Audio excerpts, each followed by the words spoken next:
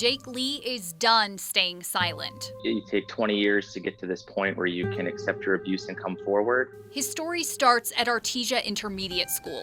I was in 6th grade when I met Rodney Wright. Lee was about 11 or 12 years old. It's shocking to me now because that's how old my oldest son is. He says Wright took a special interest in him over the years.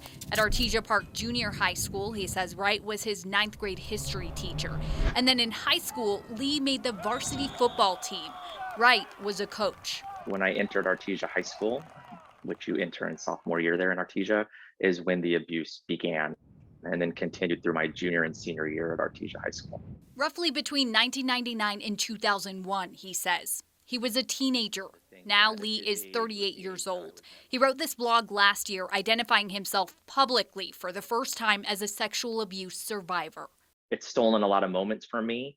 It's prevented me from, finding true happiness in parts of my life when I should have. And it's just not okay that he did that to me. Wright didn't respond to our interview requests. Currently, the 52-year-old is not charged with any crimes, but the Artesia Police Department is investigating. And because Wright is still a licensed educator in New Mexico, the Public Education Department, or PED, also launched an investigation.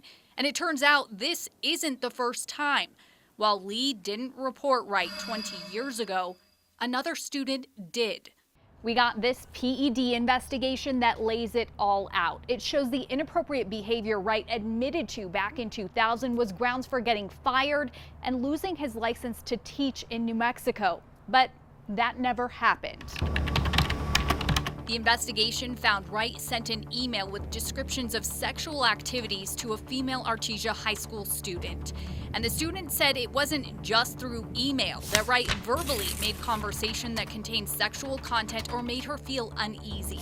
A letter from the superintendent at the time, James Phipps, states he was going to fire Wright, but when Wright asked if he could resign instead, he agreed.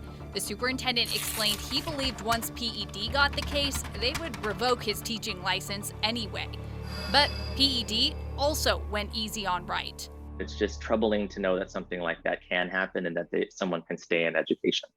This letter from the Education Department describes Wright's behavior as, quote, substantial grounds for disciplinary action, up to and including revocation of licenses. Yet with no explanation as to why, it goes on to state the Director of Professional Licensure, Marilyn Scargall, offered Wright a deal.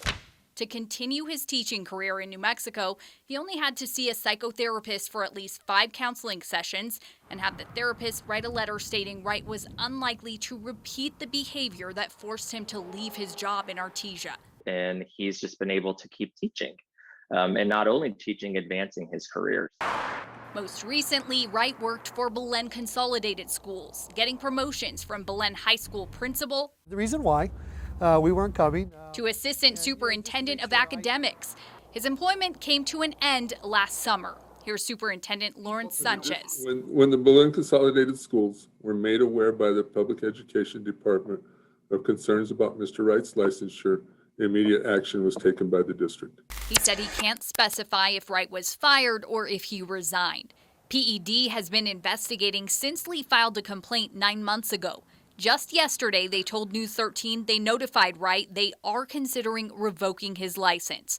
And as far as the criminal investigation, the district attorney and the detectives are still in conference about the next steps. While Artesia police have not publicly named Wright as the suspect, we know they're looking into Lee's case. And the statute of limitations to prosecute this type of child sex crime makes this decades-old case challenging. But Commander Lindell Smith says, if that person was caused great mental anguish, then the statute of limitations is adjusted. Basically, that's what we're working with right now, is a complicated set of statutes. The waiting game has been really, really hard. Lee is waiting for the outcome in Portland, Oregon, where he lives with his family and teaches the 2nd grade.